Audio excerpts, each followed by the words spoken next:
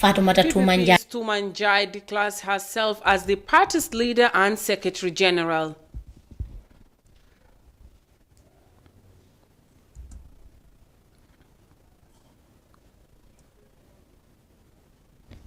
The Gambia has received about 37,000 syringes from WHO COVAX initiative. More witnesses continue to appear before the Truth Commission to testify on the massacre of West African migrants. These and more coming on Gambia24. Stay tuned.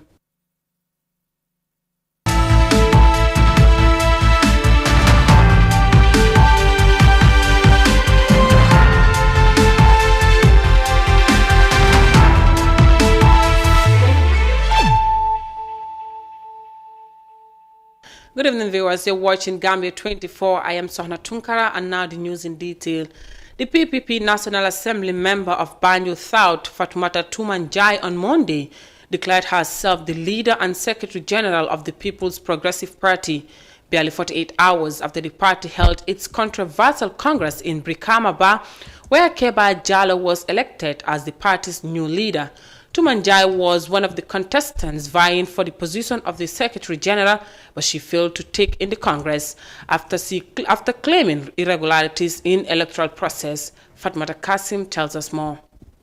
Fatoumata Tumanjai was reported to have angrily walked out at the PPP elective congress in Brikama on grounds that some of her supporters were barred from entering the congress to vote her in office. Speaking to the press on Monday, the Banjul South National Assembly member declared herself as the new leader of the PPP, saying the party needs a transitional leader to tackle the challenges the party is facing. I am of the conviction that what the party needs is a transitional leader, and a transitional leader that can tackle challenges with a defined purpose and direction to lead a major transformation and restructuring of this great party. To this effect, we, the undersigned, reject the constituted executive and demand for fresh elections to be held. Meanwhile, we are here to tell you that we have established an alternative executive pending proper, free, and fair elections. And to that effect, I declare myself the party leader and the Secretary General of the PPP. The People Progressive Party was one of the leading political parties in the Gambia in the 1960s, but the party has lost some of the momentum it gained during Sir Dawda Jawara's regime. Tuma says PPP's lack of progress is due to lack of inspirational leaders and trust in the party. I therefore strongly believe that a responsible leader should not wait to be asked for such important document. As a political party and a government in waiting, one must be seen to be transparent and ready to be held accountable. Demonstrating responsible leadership whilst at the same time building trust. The absence of trust, as we all know, does not enable growth.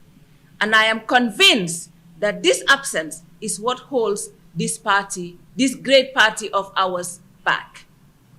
The lack of trust has been greatly manifested at the just conducted Congress and has demonstrated that the love our people have for this party has been lost in transition.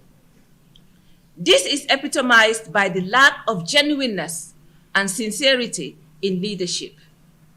Leaders should inspire and not be timid to talk, and not be timid not to talk to their delegates. Being one of the oldest political party in the Gambia, PPP was the dominant ruling party of the House of Representatives and the presidency from 1962 to 1994.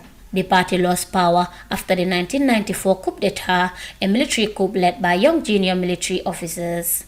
The People's Progressive Party remained active but lacked the same level of support it jeered in the 20th century. For iAfrica News, I am Fatoumata Kasim. Interesting time ahead in the Gambia's December presidential elections as the NAM of Banjul South. Tumanjai declares herself PPP's party leader and Secretary General. Now, the Ministry of Health through UNICEF has on Sunday received about 37,000 syringes from WHO's COVAX initiative, which stands for Equitable Distribution of COVID-19 Vaccines. The Gambia is among the first countries to have received the syringes, which is set ahead of the inoculation of the COVID-19 vaccination, Ndesise reports.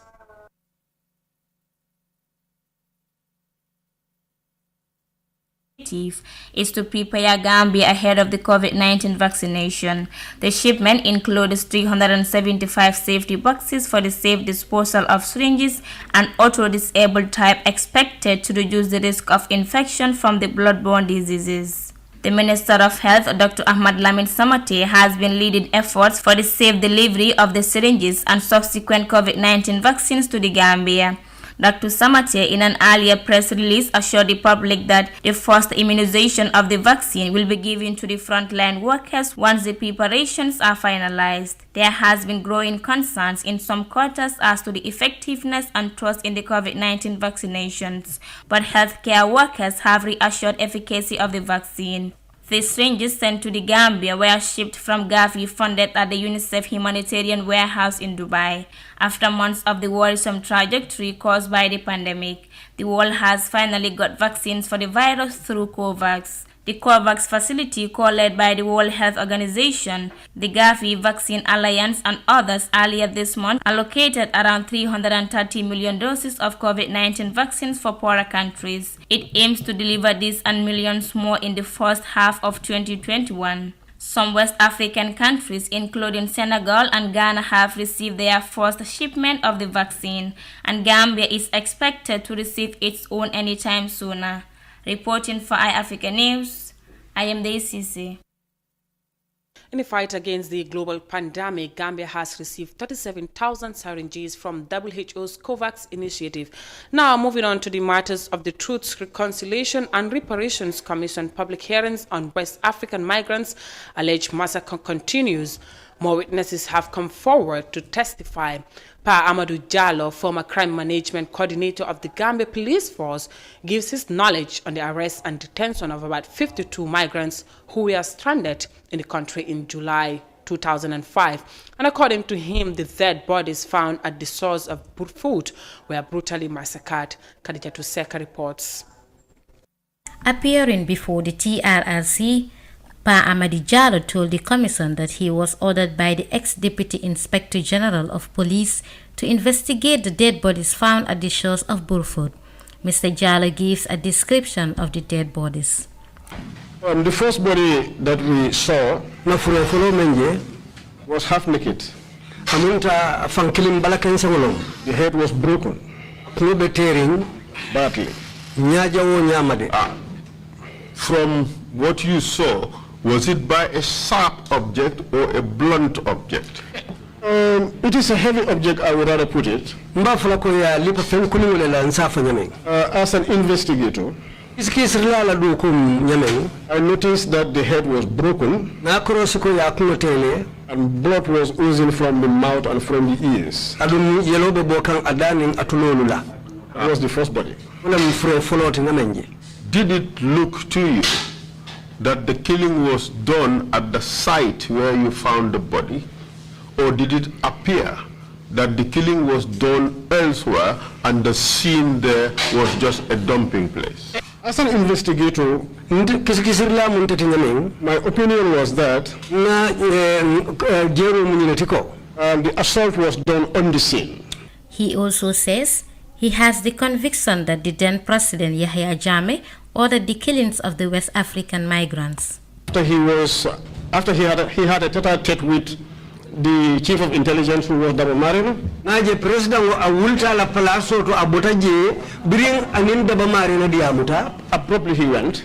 Kita kutarinti doronga awulta nyamin kata. And then I don't see anybody. And mammo moje among the security chiefs. Nyaton kolu kolu menu kita kanto min tankada do kulalti. Who has the daring mind. Mensi fatia, the audacity, the power ka sembo soto instruct for the execution of these migrants. men si kangodi pour ñi luntangolu fa Other than the president. na manke president No the chief of defense staff. sejaro la kundon ko ta No the IGP takela not the general of the NIA. alu director general NIA takela And nobody else. adu mo takela. This is my opinion.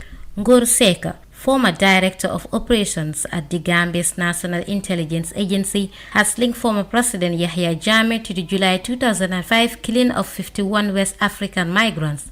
Previous officials' attempt to investigate the massacre have been flawed as the Jammeh government blocked the investigations. A report by the UN and ECOWAS also freed the Gambian government and blamed the killings on the junglers, but the paramilitary hit squad have confessed to the murders, saying that they acted on Jammeh's orders. The TRRC has been provided information on identities and nationalities of the migrants, but there is no information yet on where their bodies were buried. Reporting for Africa News, I am Khadija Seka. And from that report by Khadija Seka on matters of the Truth Commission, we will take a short break and come back with the rest of our stories. Stay tuned.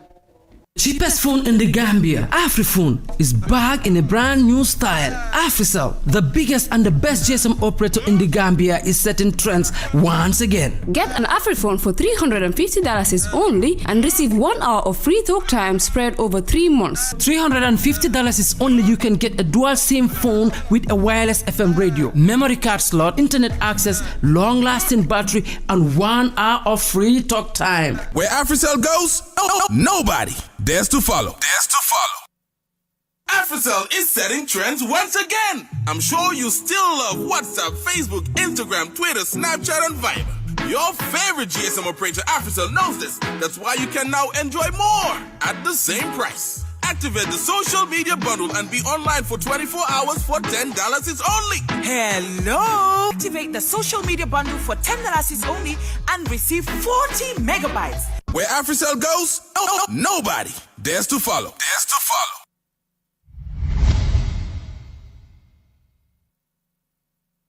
Welcome back. If you're just watching, this is GAMBIA24 and to the remaining story. The World Food Programme, in partnership with the Gambia government, have started distributing the just-launched emergency relief package aimed at providing food assistance to over 40,000 households in the Gambia. Identified households in Latrikunda Sabiji ward on Sunday received 2 bags of rice from the package. Mariama Cham has the rest of that story.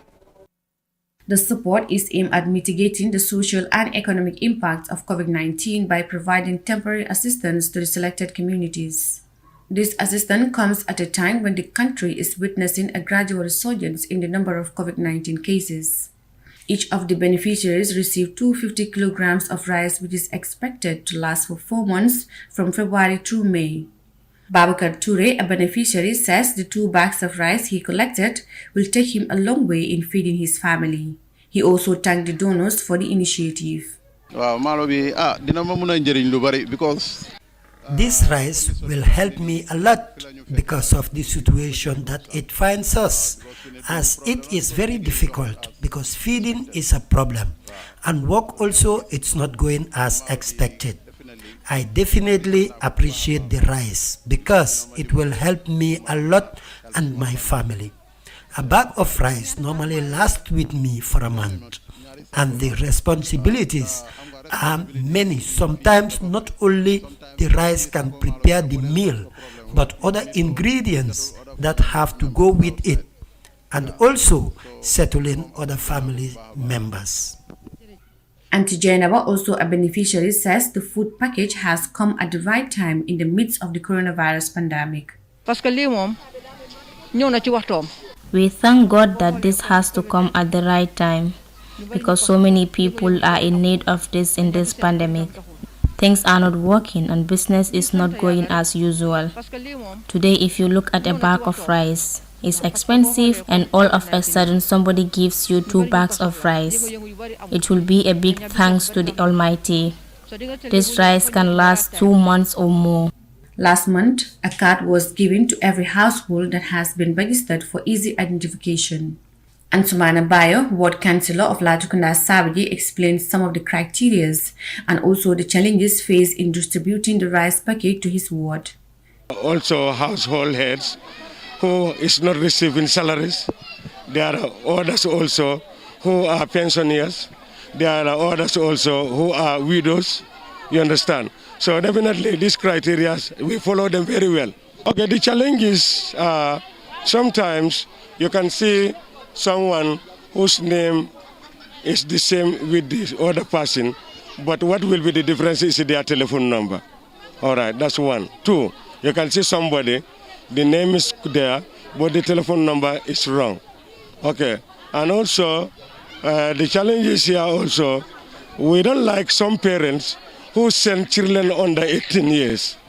The COVID-19 pandemic has worsened the food and nutrition security status of the most vulnerable people in the country.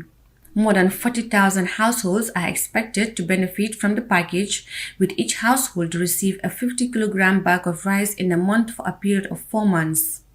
Reporting for iAfrica News, this is Mariama Cham. That was all for Gambia24 with me, Sohna Tunkara. The World Today newscast is up next with Abdullah Sise. Stay tuned.